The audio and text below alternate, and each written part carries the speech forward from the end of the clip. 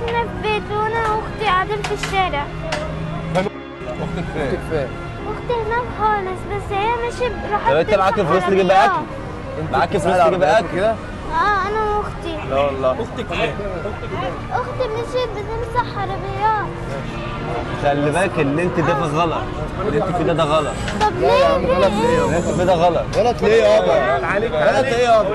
انت فيه ده غلط. تسرق يابا. تسرق ايه يا عم؟ لا يا عم ايه اللي غلط؟ ماشي يابا حتى ايه اللي غلط يابا؟ يا عم ماشي حتى يا عم. لا يابا مش غلط. قال لي شحاتة ايه؟ خلاص يا صاحبي. يا عم لو اتكلم الحقيقة يا صحاب. خلاص يا صاحبي بقى. خلاص بقى. يلا خلاص. يلا خلاص بقى. يلا خلاص يلا اقعد على كرسيك يلا. يلا اقعد على كرسيك يلا قلنا بعدين يا صاحبي ايه طب ده؟ خلاص يا صاحبي اقعد على انا كرسيك. من هنا باب المشهد. يابا بقول لك اقعد على كرسيك. البنت انت خايفه ليه؟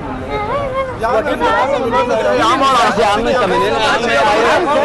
يا عم انا مش هسكت يا عم يا شحاتة يا عم بقول لك يا شحاتة. يا عم شحاتة شحاتة يا عم مش احسن ما تروح تسرق. ايه يا عم ده يا عم؟ يا عم اقعد على كرسيك. اه يا عم عايز اقعد اكل، انا عايز اقعد اكل.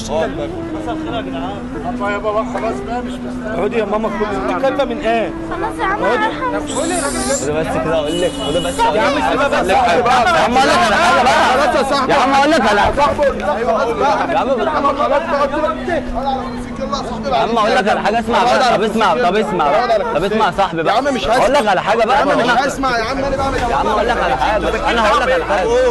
قولوا مالكيش دعوه بيا. يا عم انت لازم اقول لك يعني ان احنا بنصور يعني هجيب لك دي كانت سندوتش. تجربه قولي انسانيه. وانا هجيب له اختي. شايف العربيه اللي هناك دي؟ قولي وانا هجيب له اختي. خد يا ريتاش تعالى. خلاص يا حاج كل دي كانت تجربه انسانيه كنا بنصور اصلا. الكاميرا في العربيه هناك اهي. عايز اقول لك ان اصحاب المحل عارفين اصلا. ماشي اصحاب المحل عارفين بس انتوا بتطلبوا. يا جدعان الفيديو ده برعايه ميلانو في ميدان مشعل. كل الناس اللي بتتفرج علينا تيجي تعمل معاه الصح هنا.